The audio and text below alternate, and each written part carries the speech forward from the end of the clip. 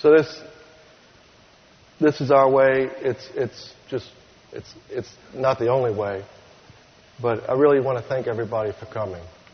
I hope we could give you all a little something to take away with, and I really hope you could keep your focus and believe in the people you have, and help everybody grow along with you, even when it's difficult. So thank you very much. Thank you all. Standing ovation. Thank you.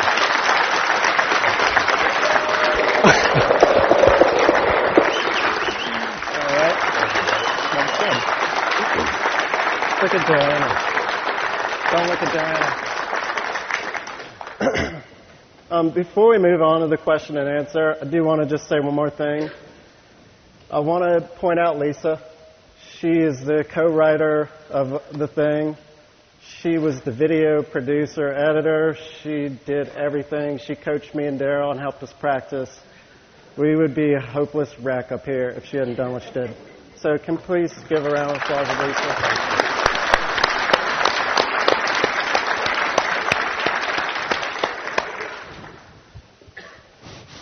Wow. Okay. Who wants to fire off the first question? Man. Right here. Hold on.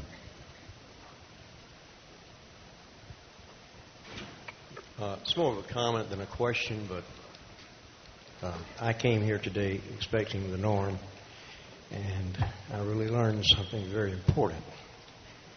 And it was an emotional experience to me because you guys built assets as we try to do in the business over the years. And what you did is, and I'm hoping we're doing the same thing, is you built an unmeasurable, unbelievable amount of personal assets in your life.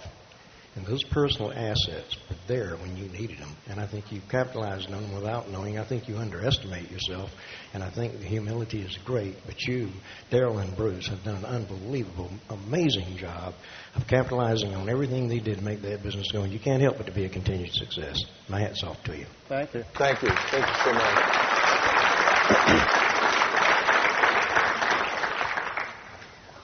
Right here. The thing that really works for us the best is most of the people that you guys have seen on the video, these people started out like Darryl and I started out as cooks and dishwashers and servers and stuff like that.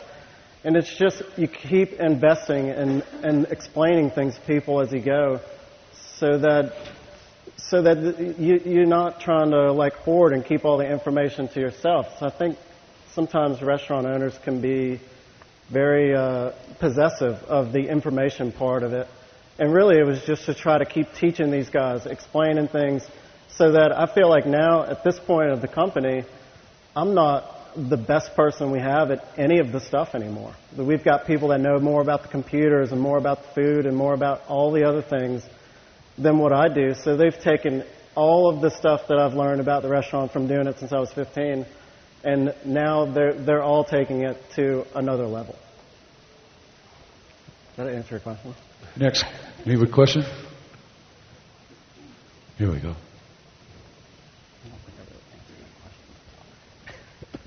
I want to say on behalf of all the Type B personalities, I love you guys.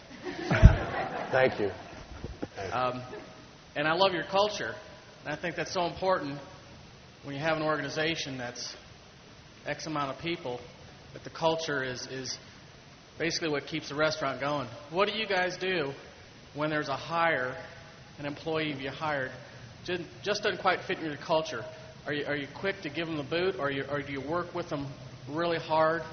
How do you do that? Well, I tell you, we probably work with them a little longer than we should, probably. I mean, you generally, I think a lot of times you get a feeling that you know somebody isn't a fit. Like the girl in the Baton Rouge store I was talking about. We kept her on, hoping that she might kind of understand us and turn around. Again, it's about we try to explain and give people the opportunity. And maybe sometimes we do it a little too long, and we don't always know exactly when to cut it. But, we've found our biggest success. The guy, Adam, started as a dishwasher. at our State Street store. And to this day, I don't know why he applied for that position. But he's our general manager, and it's the #1 store, highest volume. And he said he just wanted to come in and make sure that he worked the worst position before he started asking to move up. And that's where our success is really. It's the people within. We find our biggest, the biggest success we have is people that grow with us, that we move up and move forward with. Yeah, and I think another part of that is, this group now, they seem like they're all similar probably to y'all because you didn't get to see that much about them. I mean, it's a bunch of weird people. New Orleans is the kind of place that draws, frankly, people from all parts of the country who just don't really fit in where they are a lot of times. And for us, it doesn't matter how strange or awkward or weird or any of that stuff. We feel like, I think Lisa said at one point, anybody who shows up there and is willing to work hard and be honest and try, we're going to find something for them to do. So that, to answer your question, the people who don't work out or the people that I end up letting go or the managers do are people who don't do one of those two things. If you don't work hard and you're not going to be honest with me, then, yeah, we are going to give you the boot and move on. Anybody else, any personality that does those two things, they're going to find that we want them around. Another question, comment? Here we go, right there. Good morning. My question is, I think a lot of people in this room understand that being partners in a business is not an easy thing to do. And I would like to know what the two of you have that has made your partnership work, that has caused so many other people to go out of business. Good question. Wow. Yeah. Well, I guess I tell you, again, I think Bruce and I are very similar in some ways. As you saw in some of the video, Bruce is probably a little bit more dark and comes down a little harder.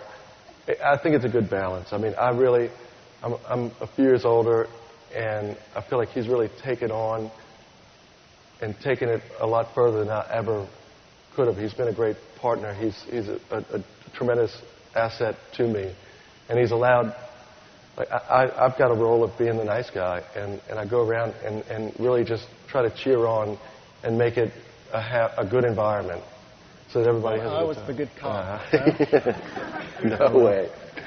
So I don't know. I don't know what the balance is. It's just I think we understand and we agree with each other on a lot of issues, and there's some that we don't, but I guess our personalities are just very similar.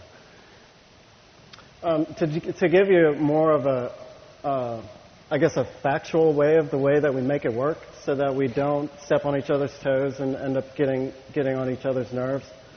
I'm very kind of antisocial, and I don't talk to anyone who doesn't work for me. If they don't get a paycheck, then generally I don't really talk to them. Some of the vendors and people that know us probably have run into that at different times. So Darryl really is the face of the company. He's the one who's out talking to people and kind of mixing it up. And I just try to make it run every day, through the shifts and all that stuff. So we stay out of each other's way.